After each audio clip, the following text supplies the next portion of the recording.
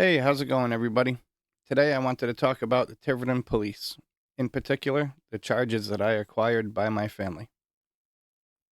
So I don't know if anybody remembers a few years back, this article had hit the Tiverton Patch. I'm not sure if it hit the Secana Times or not, but there's my mugshot there. And below it, it says Tiverton man arrested for drugs and burglary, Tiverton RI Patch. So this happened. I was like 26 years old and I was strung out. This is when I was like in the height of my active addiction. I was living less than a mile away from my mom's house, in a tent in the bottom of the road, on Bottom Street. But right, even being, as close as less than a mile away in walking distance, my mom never, came to my aid. She never tried to help my situation at all. It was always like Mrs. Chafton right down the road that I'd be leaning on, and people like Beth Allen and stuff like this. So we're gonna go on to read this article, and try to you know work it out amongst ourselves. So when you open the article, it says Tiverton man arrested for drugs and burglary. A 26-year-old Tiverton man was arrested on drug and burglary charges on June 22nd after police found him living on a tent near Bottom Street. Um,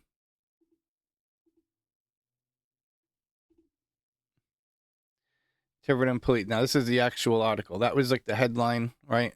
And stuff. And this is the actual article. So, Tiverton Police arrested a Durfee Road man on felony burglary and drug charges after he allegedly broke into his mother's home and stole several $100s of jewelry. According to Lieutenant Patrick Jones, my mom's friend, or one of them, police issued a warrant to arrest Brian R. Ferrara, 26, of 87 Durfee Road, apartment 3. There is no apartments there. Good job with your information there, Tiverton Police. Following a breaking and entering report at his mother's home on May 30th. According to reports, Ferrara allegedly admitted to his mother that he had committed the thefts. Police then issued a warrant for his arrest. So it took them about a month to go down the hill and get me, apparently. So, so this is a big investigation. Apparently, they had a whole month to investigate this. According to Lieutenant Patrick Jones, police issued a warrant to arrest Brian R. Ferrara, 26, of 87 Durfee Road, following. Oh, yeah, that part we just read. On June 22nd, police received a report that Ferrara was living in a tent on Bottom Street behind the behind the Bayview Club.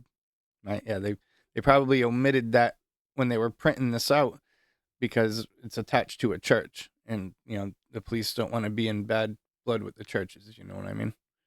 Officers discovered Ferrara in a tent during the search of the area. Okay. Yep. I remember that day like it was yesterday, too. There was like 7 of them. More Tiverton cops than I've ever seen in my life. They said we found syringes, drug residue, and a pill later found to be Suboxone. And based on that, we placed Mr. Ferrara into custody, said Jones. Ferrara was charged with domestic breaking and entering, burglary, and possession of narcotics. His bail was set at $10,000 with surety, but he was held at the Adult Correctional Institution in Cranston because he was found to be in violation of other pending charges with his family. So all this is true. I had no right to go and take her bracelet. I was in active addiction at the time, and sadly, for people and families dealing with substance abuse, the stealing is a common complaint. A lot of the times we hear complaints that get much worse than taking a tennis bracelet, worth a couple $100 or whatever. Um, but sometimes we get you know those ones, um, the stealing.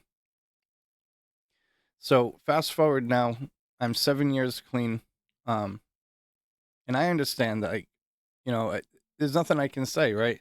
I had no right to go and take that jewelry. Now they called the police. I've paid my debt to society, right? That case has now been settled and over. I'm 7 years clean now, and you would think that they would finally be able to hear my amends, right? Part of the 12-step program, step 8 is to make a list of all the people that we have hurt, and step 9 would be to make amends to all those people on the list. So if they're not ready to hear my amends yet, then that's okay, and I understand, right? I did something wrong. You guys need time and stuff like this.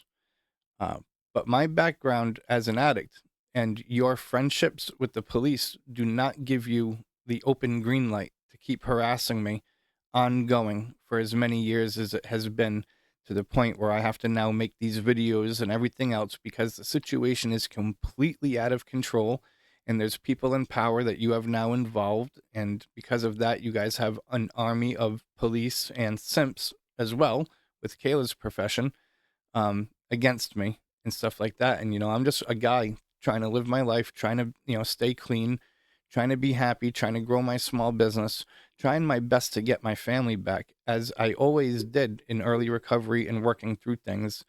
It's the night before Mother's Day, that whole swatting prank that you guys pulled on me that now broke the bar, and I'm just done. I'm done. We're never going to have a healthy relationship. We never did have a healthy relationship. This is the way that you guys want to act. That's fine. I'm at peace with it. I'm going to continue to see my counselor. I'm going to continue to make these videos, and it's okay. Right? I'm sorry I stole your tennis bracelet. I don't know what else to say to you. Thank you guys for watching. Until next time, take care of yourselves. Fuck each other.